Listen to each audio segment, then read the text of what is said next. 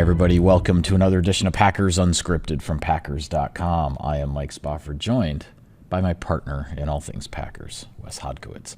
Coming to you here from our studios at Lambeau Field. Wes, the season opener is just about upon us. It will be the Packers and the Lions, 3:25 Central Time kickoff Sunday at Lambeau Field. And every season opener has a certain amount of excitement, a certain amount of hype, juice, vibe, whatever you want to call it. It's been a while since one has reached this level. Yeah. And it was feeling like it was headed that way anyway, even before last week's big trade. But now it feels like the hype and the energy for this one is headed off the charts. So you know me, I'm Mr. Hyperbole. I was trying to think of some big Week 1 matchups that the Green Bay Packers have had. The only one I really could come up with in terms of that I thought might reach this scale was the 2013 opener. It's funny that you would say that, because that was exactly the one that popped into my head, Yeah. which for those who don't remember, that was the Packers were coming off of the big loss in the playoffs in San Francisco to Colin Kaepernick, and then they were opening the following season right back in Candlestick Park, the scene of the crime, so to speak, against the same 49ers team with Colin Kaepernick as quarterback. I agree. That's the one that pops into my head in terms of the hype leading up to an opener. Yeah, like there was just a different vibe to it, where Yep. it was, again, you never make these things out to be too big or too small. The Packers win this game on Sunday. I guarantee you Matt LaFleur is going to that press conference podium after the game saying, we got a game to prepare for on Thursday night. Yep. Like No it doubt. is just one game, but let's talk about what this entire offseason has been about, right, Mike? And you've written about it, I've written about it, we've talked about it numerous times. The Packers want to reclaim the NFC North. They need to show out better than they did last year when they went 1-5. Now, fortunately, they swept the AFC South. They swept the NFC West and were able to launch themselves into the playoffs despite the fact they only had that one win over the Bears within the division. Right. When you're talking about the standard bearers, not only for the North, but really the conference in general the past couple seasons, it's been the Detroit Lions, who have had nothing but an incline during this time that Dan Campbell has been their head coach. Every season there's been progress. Well, the way their season ended last year was kind of the first time I think that they fell short of expectations, where they didn't necessarily have that, well, we're building towards something next year. They still feel like they're competitors. They still feel like they're top contenders. But realistically, I think they were the number one seed in the NFC playoffs for a reason. Mm-hmm. Well, now the Packers come back. They have this trade with Micah Parsons. They obviously have all these young guys and this talent they've been developing for the last 2 years, and they want to prove that they're here to play, that they are going to be here to contend for this thing. They have big goals this season, Super Bowls, playoffs, all of that type of stuff, but it all starts with winning the North, and the first game that you can take is on Sunday. Yeah, absolutely. I mean, if the Packers want to get back on top of the North, which is a perch they haven't owned since the 2021 season. It starts with this game against the Lions. The Lions are the two-time defending division champs. As you mentioned, they were the number one seed in the NFC playoffs a year ago. And this is just a series, a rivalry, a series that the Packers have to turn around and get headed in the other direction, because the Lions have now won 6 of the last 7 against Green Bay. And I did a little research yesterday before our 3 Things video that we did with Larry. The last time the Lions had a stretch of winning 6 out of 7 against Green Bay, you have to go back to the early 80s. It's been over 40 years. So it's a series that, for the most part, the Packers have had their share of success in, but Dan Campbell and company have turned it around, and the Packers need to turn it back around the other way. And quite frankly, in what we've heard from Matt LaFleur, what we've heard from the players, it all begins with getting off to a better start in these games, because you mentioned the 1-5 record in the division last year, and we all know it was the 2 losses to the Vikings, the 2 losses to the Lions. I looked up those games as far as how they started. The 2 games against Minnesota started 28-0 and 20-3. Mm-hmm. The 2 games against the Lions started 24-3 and 10-0. Now that's a collective 76-point deficit in those 4 games, and the Packers ended up losing those 4 games by a combined 17 points. Yep. So it's not rocket science here to figure out how the Packers are going to give themselves a better chance to win against the Detroit Lions, and starting with this game on Sunday. the Packers can't win the NFC North on Sunday. But when you've got the champs, the reigning division champs, coming to your place in week 1, you make your path to a division title a lot harder if you don't win this game, because you're only going to get those Lions one more time, and it's going to be in their place on Thanksgiving. So this is a tone setter type of game for Green Bay. Yeah, I was listening to one of the interviews that Pete Prisco, a longtime NFL beat writer, was doing. I believe it was with Barstool, and he right now has the Packers as his Super Bowl contender, Super Bowl representative from the NFC, and he said he felt that way before even the trade of Micah Parsons. That's how strongly he felt about what he saw from them this summer and what he thought is all out there for him. But as he was talking about, I think a lot of people have been discussing this offseason, it's this idea that Green Bay has had all these young guys that have been young for the past 2 years, and now they have all that experience behind them. So we'll get the actual NFL superlatives probably after this weekend in terms of the youngest teams, how the NFL collects all that data and presents it after the week 1 games are played. But there's a very good chance Green Bay is going to be the youngest team in the NFL again this year, but they have all this totality of experience from the last 2-3 seasons, depending on when they got in with the draft class. Yeah. And I just feel like this division, to bring it back to what Prisco said, it is an absolute gauntlet. It is a meat grinder. And if you're looking for a potential Super Bowl representative, this is, I think, where it starts in the NFC, just based on what Detroit has coming back, what Green Bay has this season, the fact that Chicago, still a lot of unknowns there, but with Ben Johnson taking that ship over and some of the additions that they've had, they feel like they'll put a better foot forward this year. And Minnesota was the team that I wrote off last season, and they proved me wrong immeasurably so.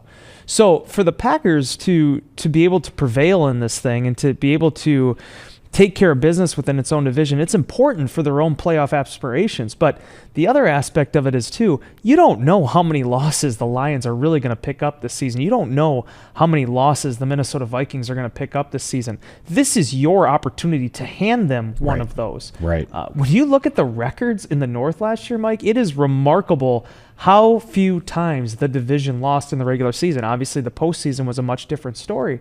But the Packers, they swept the AFC South. I'm pretty sure, what was there, like maybe 2 wins that the South actually might have had against the division, against the North last year? It was either one or easy two. to come across. Yeah, it was either 1 or 2. That's all it was. So basically, the point I'm trying to bring back with all that is, if Green Bay wants to live up to the expectations of being a legitimate contender, it starts at home. Yeah, 100%. Well, let's talk about these Lions a little bit, because they were a 15-2 team last year, number 1 seed in the playoffs, a disappointing home playoff loss to Washington after that first round bye.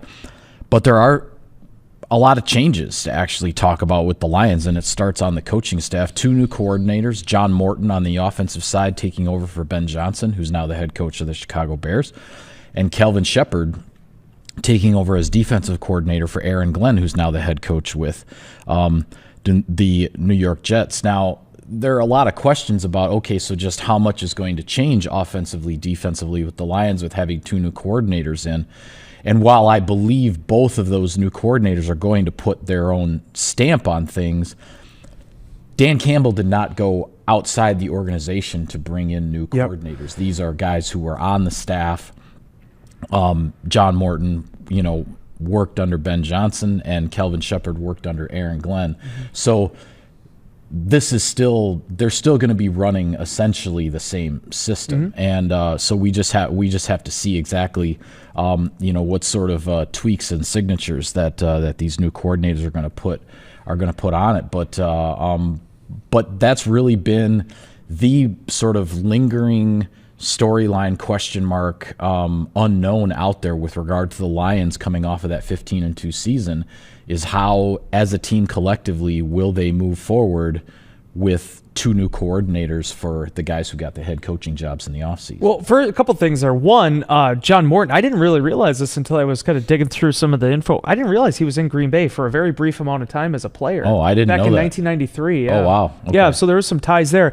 And the fact that, like all these guys, he seems to be just another, like, kind of, I wouldn't call him like a member of the Shanahan tree. Obviously, he was in San Francisco before that during the Harbaugh era. Okay. But it's always interesting to me when you see these guys that pop up, and they always have connections. When you think about these successful runs that teams have had it's not a coincidence that these guys end up in these spots. And for Morton to work his way up, and obviously he's been a mainstay in Detroit over, I believe it was ended up being 2 different tenures with them, if I remember. Yeah, because he was with Denver the last 2 seasons. For him to be taking the ship over here, but if you look at their coaching staff, so much of it is the same. Mark Brunell is still the quarterback's coach. I mean, like, there's so many names, and when you kind of like that transitionary period that Green Bay was in when teams started plucking their assistants, after the NFC Championship runs, you build from within, you develop your roster within, you develop your coaching staff from within. And I feel like that's where Detroit feels like that's where they are right now. It's the same mission with some different generals in the front of the line. So what I'm curious to see, though, is when you have somebody like Campbell, who's that CEO head coach, is the guy that sets the vision, right, and leaves the play calling to the coordinators, seeing what that transition is like when you don't have known commodities. You might lose your offensive play caller, but you still have the defensive coordinator. You might have the defensive coordinator, but then you have a shift with maybe the offensive coordinator in the play calling spot. This is a complete reset of the chessboard here for the Lions. So seeing exactly how that is going to look, in addition to what, if the execution can still be there, because we know these seasons are never the same year to year. That, to me, when you talk about unscouted looks, when you talk about things that are like unknown going into an opener, that shoots Detroit into a different stratosphere for what could be positive or negative reasons. Yeah, and there are some personnel changes to talk about too. First off, on the offensive line, longtime center Frank Ragnow retired in the offseason, and veteran guard Kevin Zeitler left as a free agent to go to Tennessee. Yep. They've been replaced by Graham Glasgow, who was a guard and is now moving over to center to take Ragnow's spot. And then they spent a second-round draft pick on Tate Ratledge, who is going to slide in as a starting guard in that spot. And then, of course, on the defensive side, the big change is that Aiden Hutchinson is back. He only played 5 games last season, broke his leg, I believe had 7.5 sacks in the first 5 games of the season. I mean, he was on his way potentially to being the Defensive Player of the Year in the NFL, and missed the rest of the year. He is back, and I wrote a story on Packers.com. I think it's just very interesting how this all unfolded, that Hutchinson is back for the Lions as obviously a premier edge rusher, and then the Packers have added a premier edge rusher in Micah Parsons to change the look of their defense as well. So just those 2 things alone make this matchup potentially so much different than it was in the 2 meetings in 2024. Yeah, with unequivocally. I mean, still some bad luck for Detroit. I mean, Levi Onwuzurike ended up tearing his ACL in the offseason, so I believe the second-round pick a year ago. Still are not going to have him available, but to have a guy like Hutchinson back is the game-changing addition for this defense. I give Aaron Glenn a lot of credit. I mean, they were still incredibly competitive, more than I expected them to be. After Hutchinson was injured last year, obviously there were those narratives out of, hey, if potentially they make a Super Bowl run, could he be back out there for them? But again, there's only so many. We've talked so much in the past week about Micah Parsons. There's only so many game wreckers out there. Hutchinson is one of them, and he's done it at such a quick pace. I mean, that's another aspect of this thing that has just been so intriguing to me, is that you have these guys coming into the league now, highly touted, credentialed college football players who just jump in and look like they immediately belong in the NFL. And I mean, there's a reason why Hutchinson had everything and the momentum and, the narratives behind him. Seeing how this defense changes with him on the field, as you outlined in your story with what's happening with the Packers with Parsons, is definitely probably the number one headline in terms of how you're going to see this game play out relative to how last year's contests were played. Yeah, and it's easy to forget because the Packers lost both games to the Lions last year when the Lions did not have Hutchinson for either game. It's easy to forget just how impactful Hutchinson was the previous 2 years against Green Bay. You go back to look at his rookie year in 2022 and then the games in 2023. In 2022, the game at Ford Field, he had the interception in the end zone when on the 4th and goal when Aaron Rodgers was trying to hit David Bakhtiari on a tackle-eligible play. The second meeting in 2022 was the regular season finale when the Lions knocked the Packers out of the playoff picture, and Hutchinson in that game had 2 sacks, both on 3rd down, both in the red zone area or close to the red zone that forced the Packers to kick field goals when they were on their way to scoring drives. And then you look at the first game in 2023 which, if you recall, the Packers, excuse me, the Packers started that game, if I recall correctly, with a quick turnover.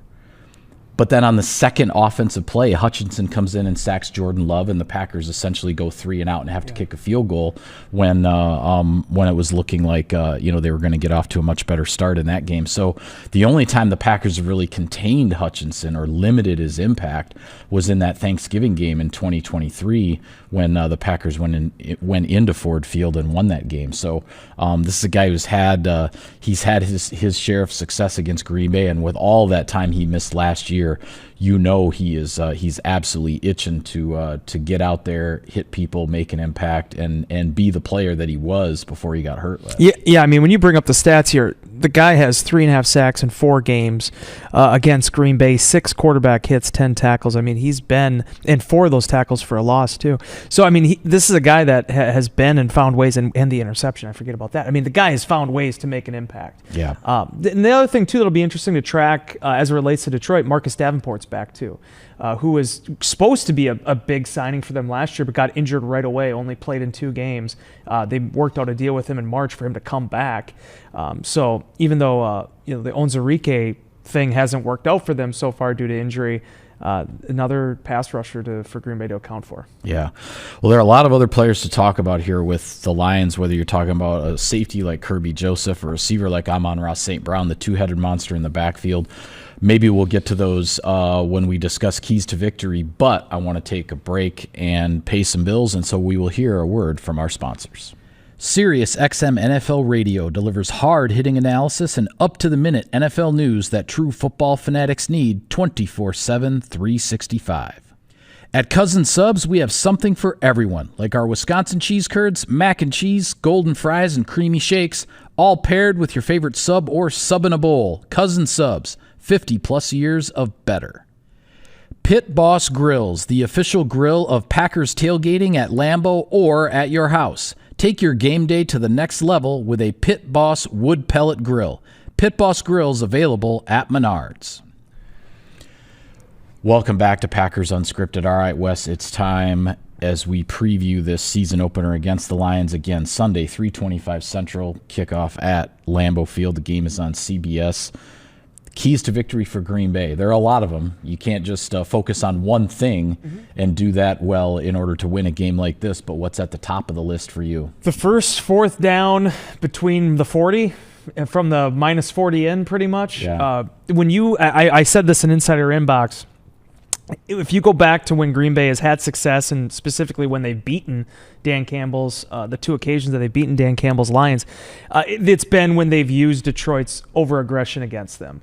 And that, as Evan Williams and a couple guys were talking about in the locker room on Wednesday, that is going to be the huge litmus test for Green Bay, because if they decide, 2 different variables to this. One, if they're in 3rd and 8, there's a good chance you're still going to see them run the ball with David Montgomery or Jahmyr Gibbs and see if they can get to 4th and short and potentially be able to do something off that. Or 2, if they decide to go for it on 4th down, wherever the ball is, whatever the yardage is, Green Bay making sure that they're up to that challenge. Because if they get that first conversion, it only feeds the beast with Dan Campbell. It's only going to make him more bold. And that's where, much like what's happened with really the Philadelphia Eagles, when you look at the success that they've had in recent years, it's when you keep the gas pedal down and you accept the risk and you try to formulate some points off of it, that those teams have separated themselves. So the normal things are all in play: turnovers, protecting the football, first downs, fast starts, all that type of stuff. But to me, when it comes to trying to find a way to solve the Detroit Lions, it goes by defanging Dan Campbell and some of the moves he makes as the head coach. Yeah, I mean, defensively, he makes you take such a different perspective on everything, because anytime the Detroit Lions are in 3rd and 5 to 8, which is a 95% passing proposition against any other team out there, and then as a defensive coordinator, you're like, okay, like what kind of a pressure do I want to dial up here, this and that. When it's 3rd and 5 to 8, you have to be ready for them to run the ball, because if they can get to 4th and 3 or less, there's a really good chance, as long as the field position is where they want it to be, there's a really good chance on 4th and 3 or less that Dan Campbell's going to go for it. And so to me, it puts that much more of an onus on your essentially your straight up defense, your 4-man rush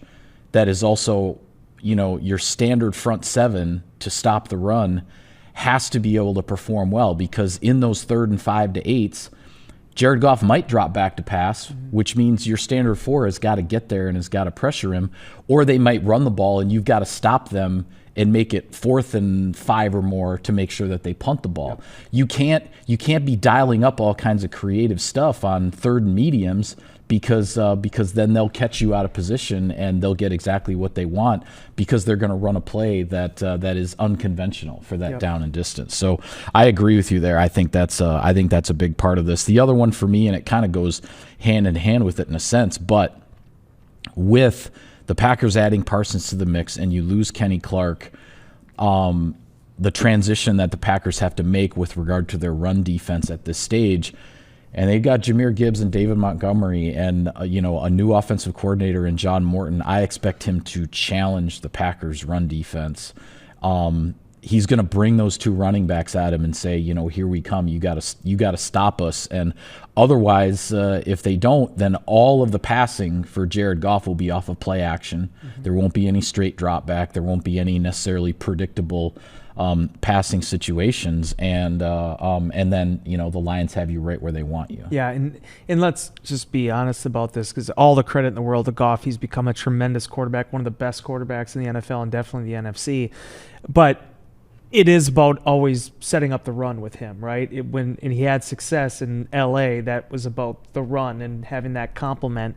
And when he is going and the run game is right, this guy barely misses throws. Right. I mean, especially with what they ask him to do with some of the short area concepts. I mean, the Detroit Lions are a professional football team at moving the football yard after yard, first down after first down. And then if we get an explosive here and there, fantastic.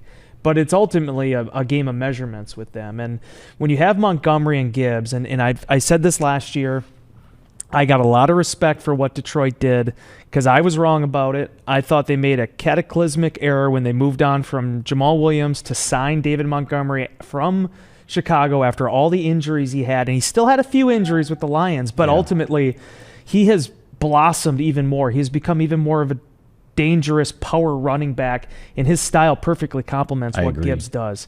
So for them to have that 1-2 punch, in addition then to having Amon-Ra moving the chains and Sam Laporta, becoming a big impact right away for this offense, in a lot of ways there's a mirror matchup between what Green Bay wants to do and what Detroit wants to do. And seeing that separation is ultimately going to probably determine who ends up winning this game. Yeah, and you mentioned the move to Montgomery at running back. They raised a lot of eyebrows with the very, very high draft pick they used on Jahmyr Gibbs. When that draft happened, everybody was wondering, boy, what are the Lions doing? Then when you watch what they're doing offensively, like, oh yeah, that's why they spent, essentially a top 10 pick on a running back that nobody thought was going to be drafted that high. They have a 2-headed monster in that backfield with Gibbs and Montgomery, and it might be the best 1-2 punch running back wise in the entire league. Definitely, I think in terms of chemistry between them. And the other aspect too, I don't want to misquote him. I can't remember if it was Gamble or if it was actually Brad Holmes that said it, but I mean, like, when there was all that consternation about Bijan Robinson, they were saying, well, if we would have been picking there, we'd have taken Gibbs there too. They were that sold on this guy, kind of like Jack Campbell as well at linebacker, a few picks after him. These were their guys. And dude, I'm telling you, you and I have talked about it. It's one of my big, probably almost cliches at this point. If you're looking at teams that have been really good in the National Football League over the last few years, chances are they've drafted really well. And while all the credit in the world goes to Campbell for what they built and the culture that he's instilled in that locker room, Brad Holmes has really knocked it out of the park here the last 2-3 years.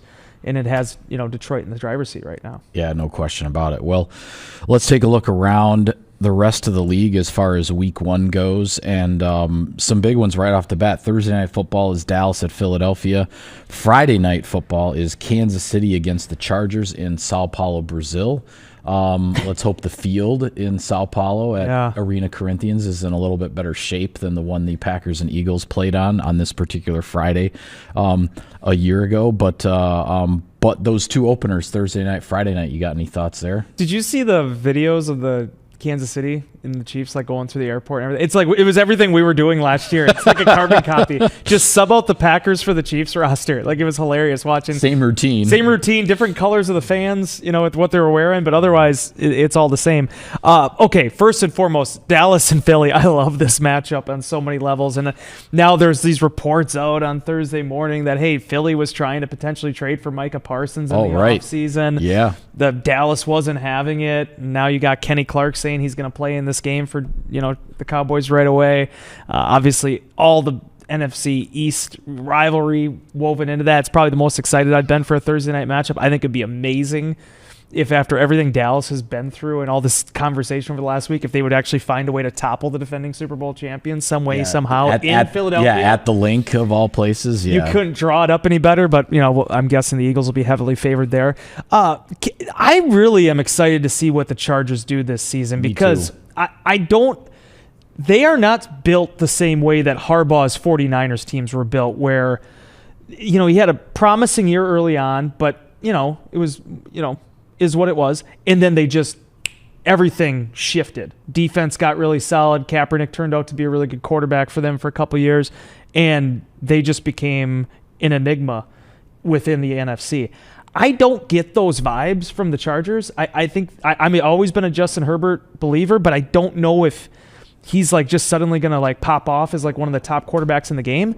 But at the same time, Kansas City has some real questions now, too, after what happened in the Super Bowl with an aging roster. Yeah. A very interesting juxtaposition with how that game is orientated. Yeah, with both teams coming off of massive postseason disappointments. The Chiefs obviously got all the way to the Super Bowl, but then were not competitive against the Eagles in their quest to win 3 in a row. And then the Chargers with Harbaugh getting that organization back on the right track and getting them back into the postseason, but frankly, kind of fell flat on their face in Houston in losing to the Texans there. So that's a team with a seasoned playoff coach and a quarterback that they certainly believe in as their guy of the future, where they're trying to take that next step.